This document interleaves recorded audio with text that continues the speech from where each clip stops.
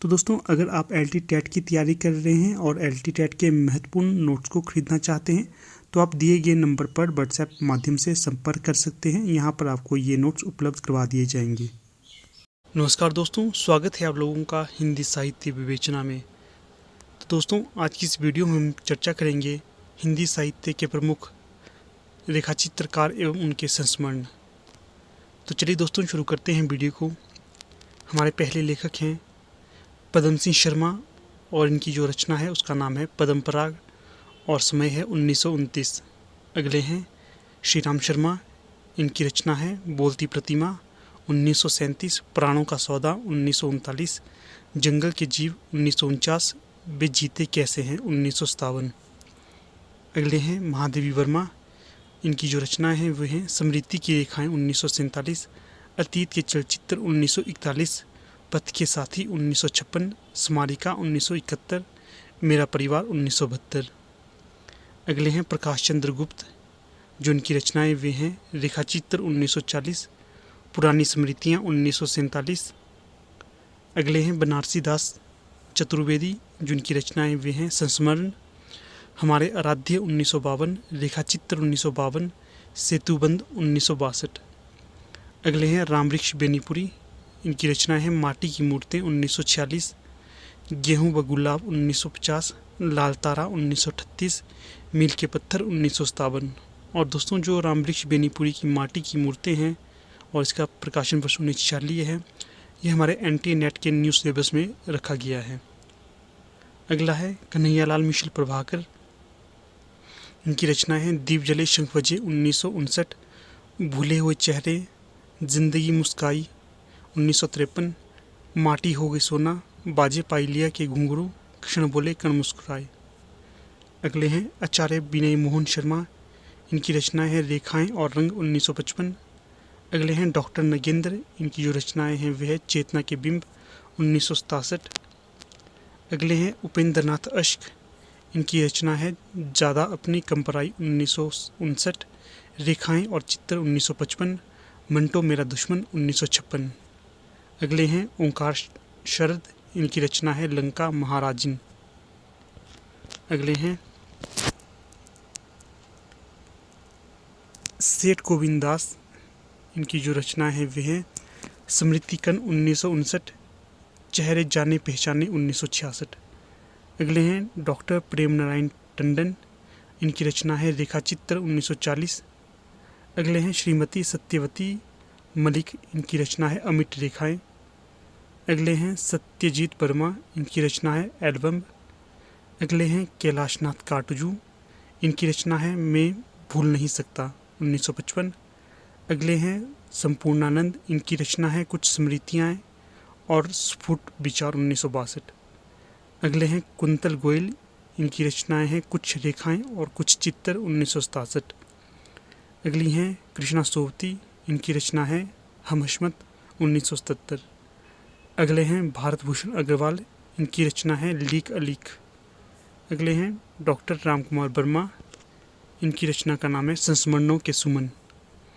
अगले हैं विष्णु प्रभाकर, इनकी जो रचनाएं वे हैं मेरे अग्रज मेरे मीत, जाने अनजाने 1962, कुछ शब्द कुछ रेखाएं 1965, हंसते निर्झर धकती भट्टी, यादों की तीर्थयात्रा 1981, सृजन के सेतु 1990।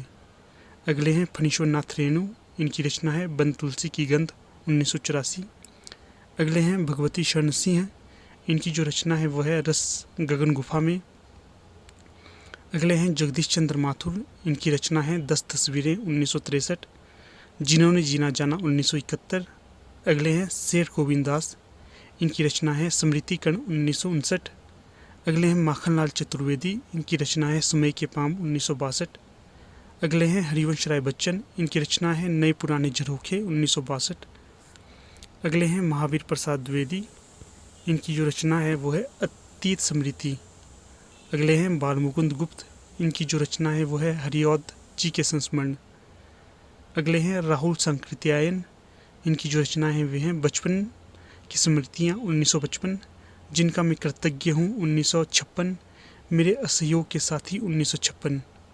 अगले हैं रामवृक्ष बेनीपुरी, जंजीरें और दीवारें, अगले हैं इलाचंद्र जोशी, कुछ संस्मरण मेरे प्रारंभिक जीवन की स्मृतियाँ।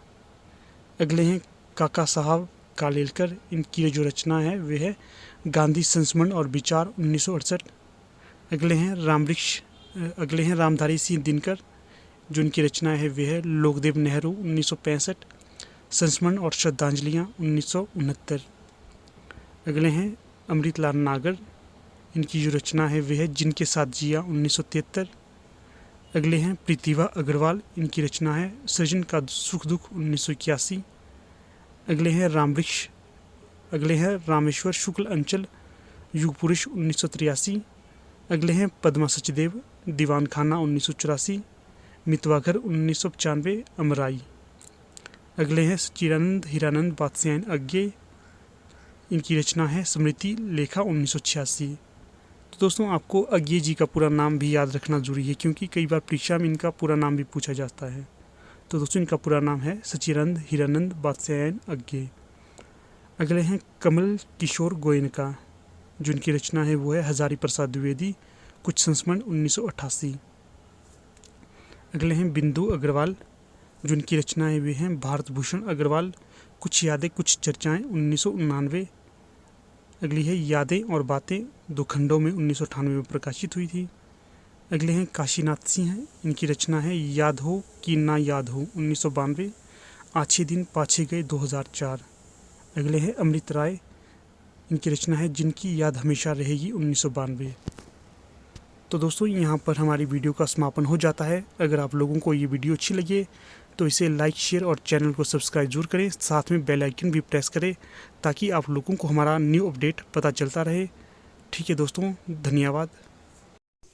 तो दोस्तों जैसा कि आपको पता चल ही गया होगा कि अब आपकी परीक्षा के लिए बहुत ही कम समय बच गया है, अर्थात जो आपकी LT टेट की परीक्षा है इसके लिए बहुत ही कम समय बचा हुआ है। इसी समय को ध्यान में रखकर आपके समक्ष लाया हूँ पिछले 10 वर्षों के हल प्रश्न पत्र। अगर आप किसी परीक्षा की तैयारी करते हो तो आपको प्रीवियस ईयर क्वेश्चन पेपर के महत्व के बारे में पता ही होगा, क्योंकि अगर जब तक आप प्रीवियस ईयर के क्वेश्चन पेपर को नहीं देखते हो आपको एक आधार नहीं मिलता है कि आपको किस प्रकार की तैयारी करनी है। अब देखिए, अगर आप LT टेट के सिलेबस को सर्च करोगे तो आपको पूरा सिलेबस नहीं मिलेगा। तो अगर जब सिलेबस आपको पता नहीं होगा तो आप तैयारी कैसे करेंगे? इसकी तैयारी करने के लिए एक ही माध्यम होता है कि आप प्रश्न पत्रों को देखिए, किस प्रकार के प्रश्न पूछे जा रहे हैं और उसी की तैयारी करते रहिए। अगर आपको लेवल पता चल जाएगा आप तैयारी अच्छे से कर पाएंगे। तो आपकी सुविधा के लिए मैं आपके समक्ष इन प्रश्न पत्रों को लाया हूं। तो अगर आप इंटरेस्टेड हो तो आपको इस नंबर पर संपर्क करना है 8293121229। यहाँ पर आप व्हाट्सएप करिए, आपकी कोई भी क्वेरी होगी आपको उसका उत्तर दे दिया जाएगा। ठीक है, चाहे LT टेट की परीक्षा हो, LT कमीशन की परीक्षा हो, PGT हिंदी की परीक्षा हो, कोई भी परीक्षा हो, यहाँ पर ये आपके लिए महत्वपूर्ण होने ही वाले हैं। ये जितने प्रश्न पत्र हैं ये LT टेट के हैं, LT कमीशन के हैं, PGT हिंदी के हैं। इन तीनों के कम्बिनेशन यहाँ पर आपके समक्ष लाया हूँ, इसलिए आपके लिए बेहद ज़्यादा महत्वपूर्ण होने वाले हैं। तो मेरा आपसे आग्रह है आप एक बार इन्हें देखिए और अपनी तैयारी को सुदृढ़ कीजिए।